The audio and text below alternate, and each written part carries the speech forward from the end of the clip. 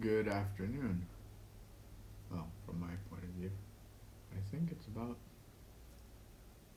3 or 4 in the afternoon here.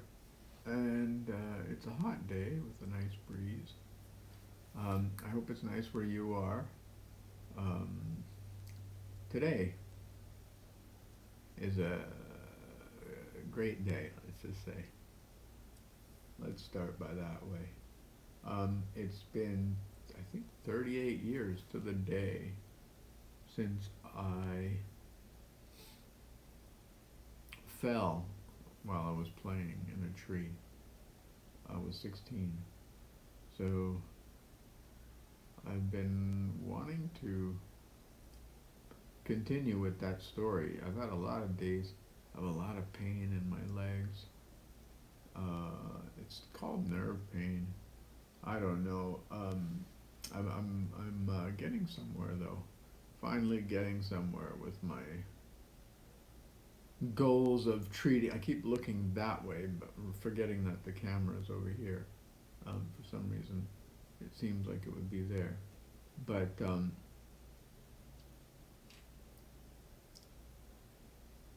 yeah, I've had several days of quite extreme pain for one reason or another. Usually, the reasons are discernible with some thought, afterthought, but usually, at the moment, you make a decision and you think it's the correct one, and then it's not. So there's a lot of that, and well, not a lot, but when it happens, it can hurt. And I have, let's just say, with the yeah, I have to be concerned over a lot of different little details in order to make things function well in my daily life. They're not, like I said, they're details, but they matter a lot. So here we go. Back to the story. So yeah, last video, I had talked about being in Dallas and how I was left there by my parents at the cult school. It was a Hindu school. So when I may go back and forth because in the last video at the end of it, I had traveled with that little boy to France. But I want to go back to the Dallas school and set up a little bit. So what I want to get to is I don't think that I had gone into much description or detail about what the rituals were, how we would how our day would be sort of organized. So I mentioned getting up and then being marched down the hallway. It was this cold, hard floors, not no wood or nothing, just like it was a basement of a church, and a big church. It was a big church with stained glass, tall stained glass windows. Um, the upstairs was huge to me. I don't know now looking at it, but yeah, I've seen pictures of it. It was huge. Yeah, it was huge, and so yeah, I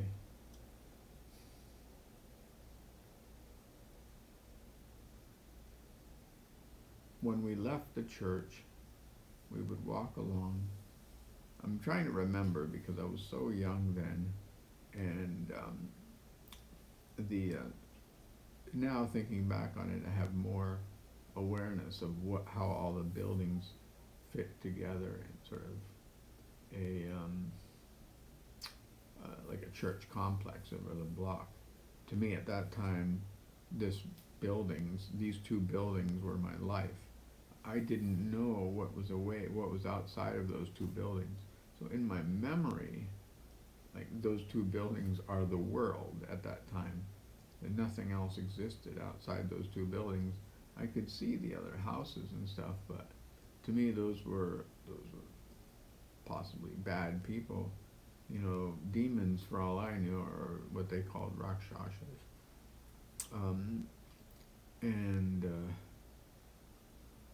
then even there was some other, which I realize now were parts of the church area, but I wasn't. There was a playground, which we were allowed at partially, but I wasn't going to be. I wasn't old enough to be sort of like some of the older kids would go over and play there, and be punished for it. But I wouldn't even do that because I was more like not sure of what it was and who was there and where, whether whether I was allowed to go there. I was kind of probably dealing a lot with not being able to handle the adults, the teachers. There was a really tall guy, so loud and disciplinary, and his name was Dayananda. I probably will refrain from naming names for the most part, but for people who were there, um, I may, they'll be able to deduce for the most part who I'm talking about. Um, but yeah, he was the teacher. I don't think he was as much, like a molester as he was. They treated us like we were born to be there. So if we didn't behave like, you know, um, I can't. He was very treated as like military style discipline. So for a 4-year old that was without parents, extremely difficult to handle. I didn't know what to do, so it, the over sort of riding image that I have in my mind is one of fear and avoidance for that guy. Right? And then there was other, like the main guru. His name was, well, we called him Prabhupada, but he had another Indian name, and maybe at least two other Indian names. I don't want to get too much into him actually, but he made an appearance um, at that school at least 2 times or 3 times while I was there, and I think I was a little bit favored by him just because of my role as my parents had a position. That's what.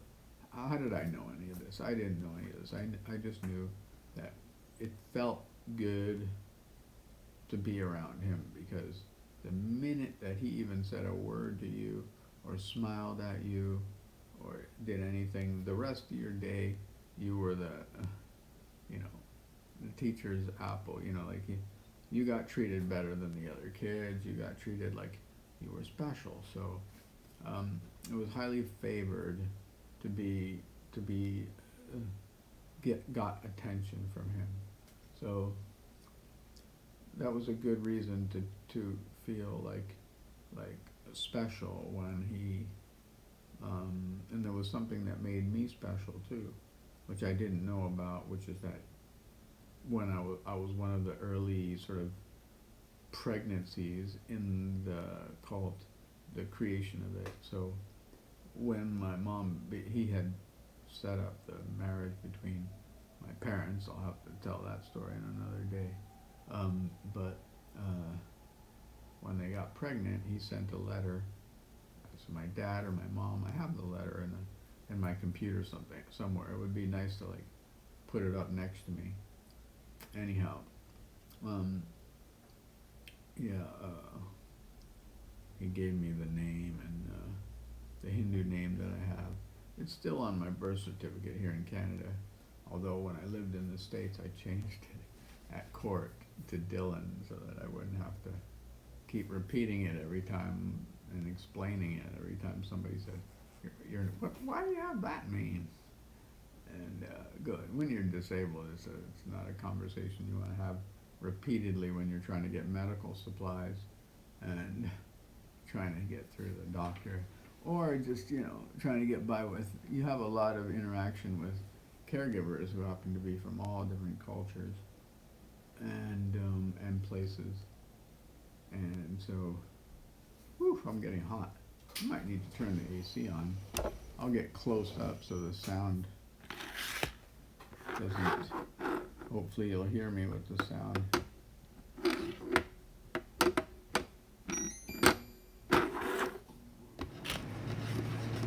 Can you hear me? Well, I hope you can hear me. I'm gonna have to talk loud. Oh, the door opener there. Let me get nice and close here.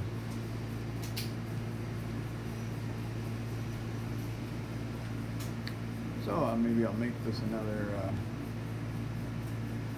7 minutes or so.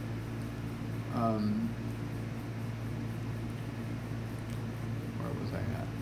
Yeah, I have a lot of trouble with short-term memory lately because the pain in my legs is quite distracting. So it's like, it takes a lot of energy to just not think about it so much. So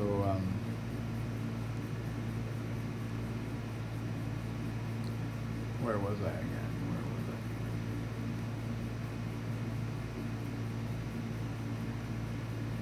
That's right, my name. My name, and then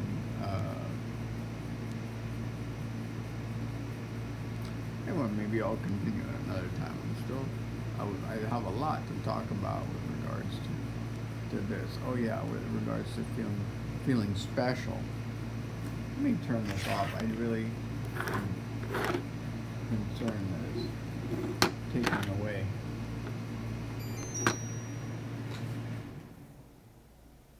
Yeah, that was too loud. Give me a few more minutes.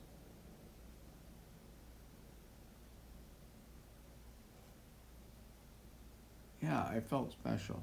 I'm going to make another video about that and begin with how that whole dynamic of the name and the feeling special and then the interaction with the deities that were called deities, the statues that we stood in front of every day and while we were hungry and should have been studying books.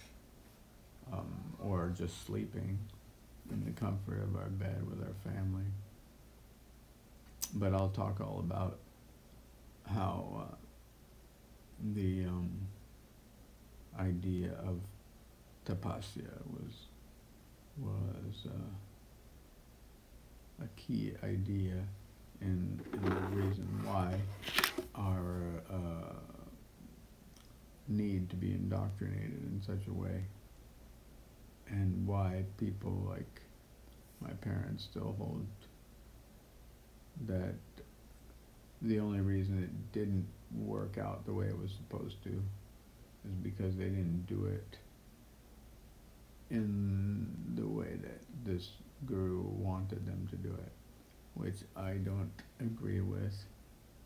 And I think I will explain how I grew up in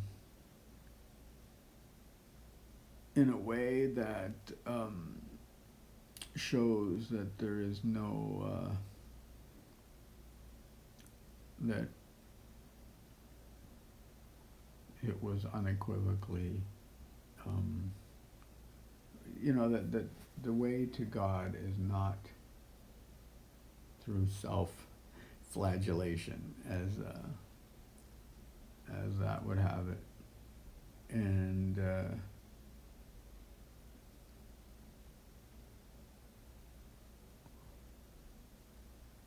yeah, I'm glad in a way that it happened that way so that I could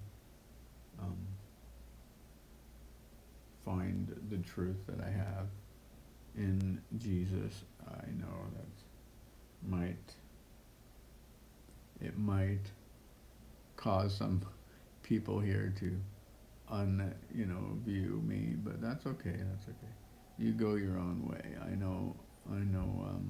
But if you want to hear my side of the story and my what happened from the lenses of these eyes, then you will stay tuned and find out, maybe become awakened a little bit as to the truth and the reality of life outside of, being subject to gurus and superstitious,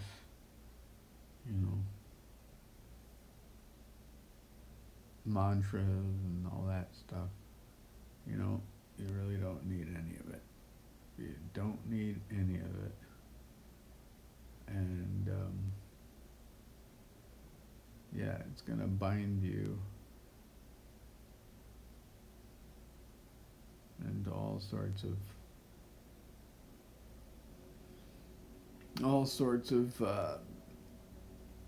knots. Let's put it that way. I feel much more happy and much more blessed. Oh, and much more grateful. That's the thing. That's the thing. That's the key thing. Talk to you in the next video. Have a good day, everybody.